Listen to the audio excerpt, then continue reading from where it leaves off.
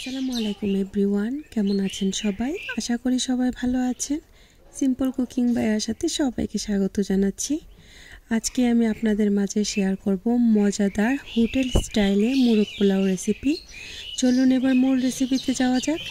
মোরগ পোলাও তৈরি করার জন্য প্রথমে একটি মশলা তৈরি করে নেব। নিয়েছি এখানে 8-10টি এলাচ, নিয়েছি জয়ত্রী 2-3টা পাপড়ি, তারপর নিয়েছি এখানে দারচিনি 2 টুকরা, জয়ফলের অর্ধেকটি নিয়েছি এখানে লং 8-10টি, তেজপাতা আর নিয়েছি গোলমরিচ 8-10টি। তো সবগুলো মশলা আমি হালকা তাওয়ার মধ্যে টেলে আমি একটু পাউডার মশলা করে নেব। নিয়েছি এখানে কক মোরগ, এখানে মোরগ অনুমান 1 কেজির মতো হবে।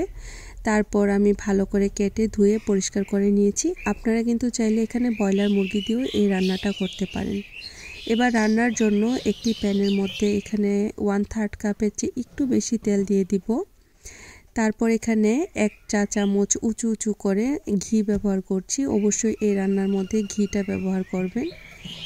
তেল আর ঘি যখন গরম হয়ে আসবে তখন এখানে অ্যাড করে দেব মাঝারি সাইজের 3টি পেঁয়াজ কুচি। চুলার আঁচ মিডিয়ামে রেখে ভালো করে নেড়েচেড়ে আমি মিশিয়ে নেব।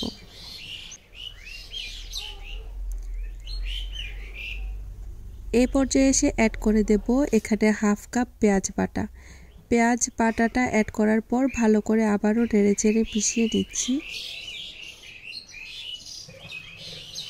পেঁয়াজ তেলের সাথে ভালো করে মিশিয়ে নেবার পর এবার এখানে উঁচু করে 1 চা চামচ দিয়ে দিচ্ছি রসুন বাটা, 1 চা চামচ আদা বাটা। তারপর আদা রসুন ভালো করে আবারও নেড়েচেড়ে মিশিয়ে নিচ্ছি। এ পর্যায়ে এখানে অ্যাড করে দেব 1/3 কাপ টক দই অ্যাড করার পর ভালো করে আবারও নেড়েচেড়ে মিশিয়ে নেব। টক দইটা অ্যাড করার সময় চুলার আঁচটা অফ করে তারপরে কিন্তু টক দইটা ব্যবহার করবেন। অনেক সময় টক দই দেওয়ার ফলে কিন্তু একদম ছানা হয়ে যায়, সেজন্য আমি চুলার আঁচ বন্ধ করে তারপর কিন্তু আমি টক দইটা ব্যবহার করছি।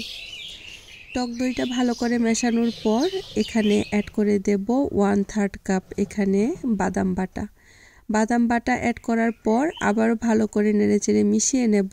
এই পর্যায়ে এসে অ্যাড করে দেব 4-5টি কাঁচামরিচ। চুলার আঁচ এই পর্যায়ে কিন্তু মিডিয়াম টু লোতে আছে।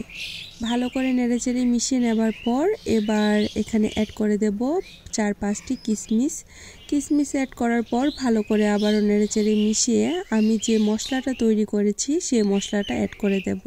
আমি যেভাবে স্টেপ বাই স্টেপ মশলা দিয়েছি আপনারাও প্লিজ সেভাবেই স্টেপ বাই স্টেপ মশলাটা দেওয়ার চেষ্টা করবেন। কাঁচা মরিচগুলো অবশ্যই মাঝখান দিয়ে ভেঙে দিবেন, এতে কিন্তু ঝাল বের হবে।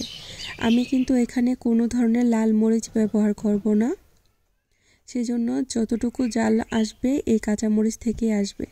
এই পর্যায়ে অ্যাড করে দেব 1 চা চামচ টালা জিরার গুঁড়া, 1 চা চামচ ধনিয়ার গুঁড়া। তারপর আবারও ভালো করে নেড়েচেড়ে মিশিয়ে নিচ্ছি। মশলাটা যত ভালো কষানো হবে রান্না কিন্তু ততই ভালো হবে। এ পর্যায়ে অ্যাড করে দেব 1 চা চামচ কালো গোলমরিচের গুঁড়া অ্যাড করার পর আবারও ভালো করে নেড়েচেড়ে মিশিয়ে নিচ্ছি। মশলা থেকে যখন তেল ছেড়ে দিবে তখন এখানে অ্যাড করে দিব চিকেন অ্যাড করার পর ভালো করে নেড়েচেড়ে মিশিয়ে নেব।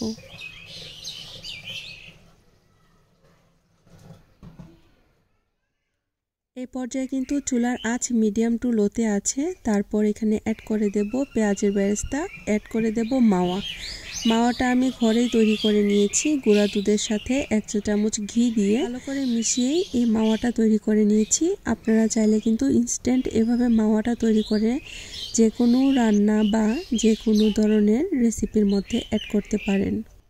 মাওয়া অ্যাড করার পর ভালো করে নেড়েচেড়ে মিশিয়ে নিচ্ছি। তারপর এখানে অ্যাড করে দেব স্বাদমতো লবণটা অ্যাড করার পর ঢাকনা দিয়ে ঢেকে রান্না করে নেব যতক্ষণ পর্যন্ত না চিকেনটা ভালো করে কষানো হচ্ছে ততক্ষণ পর্যন্ত। 15 মিনিট পর ঢাকনা তুলে ভালো করে নেড়েচেড়ে মিশিয়ে দিচ্ছি। ভালো করে মিশিয়ে দেওয়ার পর এবার এখানে অ্যাড করে দেব 1 কাপ তরল দুধ। আপনারা চাইলে এখানে গরুর জাল দেওয়া দুধও ব্যবহার করতে পারেন, চাইলে পাউডার মিল্ক গলিও ব্যবহার করতে পারেন।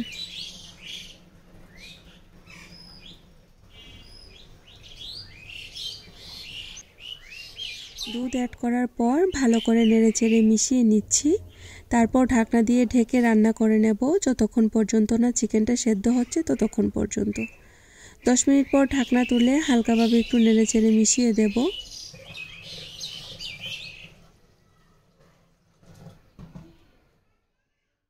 ভালো করে মিশিয়ে দেওয়ার পর আপনারা যদি হোটেলের মতো স্বাদ আনতে চান অবশ্যই এখানে টেস্টিং সল্ট ব্যবহার করবেন। আর যদি মনে করেন যে টেস্টিং সল্ট ব্যবহার করবেন না, ঘরোয়া স্বাদে থাকবে, তাহলে আপনারা চাইলে স্কিপ করতে পারেন। টেস্টিং সল্ট অ্যাড করার পর আমি আবারও ভালো করে নেড়েচেড়ে মিশিয়ে নিচ্ছি। দেখুন মাশাআল্লাহ কত সুন্দর কালার চলে আসছে।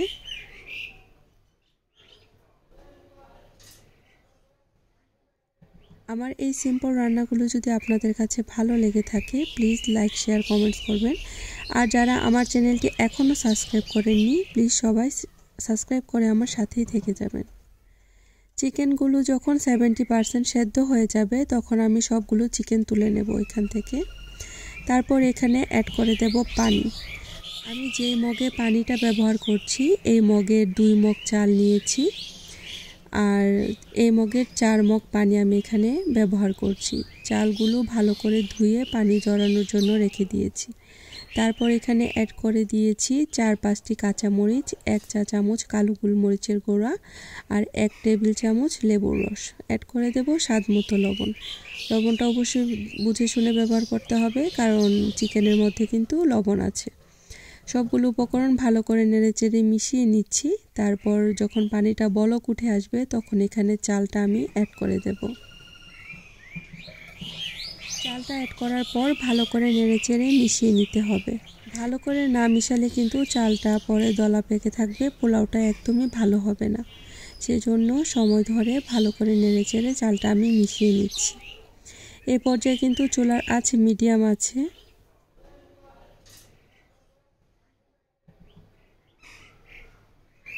তারপর ঢাকনা দিয়ে ঢেকে রান্না করে নেব চালটা যতক্ষণ পর্যন্ত 70% সেদ্ধ না হচ্ছে ততক্ষণ পর্যন্ত। চালটা যখন 70% সেদ্ধ হয়ে যাবে তখন ঢাকনা তুলে আমি এখানে চিকেনটা অ্যাড করে দেব। তারপর এখানে অ্যাড করে দেব 1 চা চামচ ঘি। আপনারা চাইলে এখানে আলু বোখরাও ব্যবহার করতে পারেন, আমার হাতের কাছে নেই সেজন্য আমি এখানে স্কিপ করছি। চিকেনটা অ্যাড করার পর ভালো করে নেড়েচেড়ে আমি মিশিয়ে নিচ্ছি। এই অবস্থায় কিন্তু চুলার আঁচ মিডিয়াম টু একদম লোতে আছে।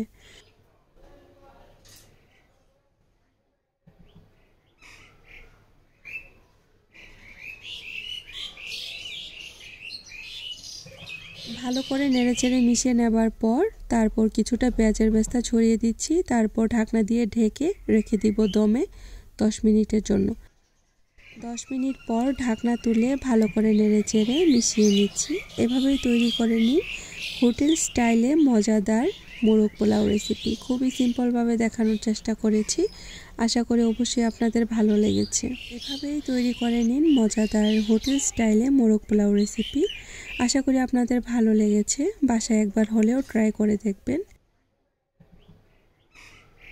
আমি এখানে সেদ্ধ ডিম দিয়ে দিচ্ছি আর উপরে কিছুটা পেঁয়াজের বেরেস্তা দিয়ে পরিবেশন করছি। গরম গরম পরিবেশনের পালা। আজকে এ পর্যন্ত, পরবর্তী নতুন আরেকটু রেসিপির সাথে দেখা হবে ইনশাআল্লাহ। সবাই অনেক বেশি ভালো থাকবেন। আল্লাহ হাফেজ।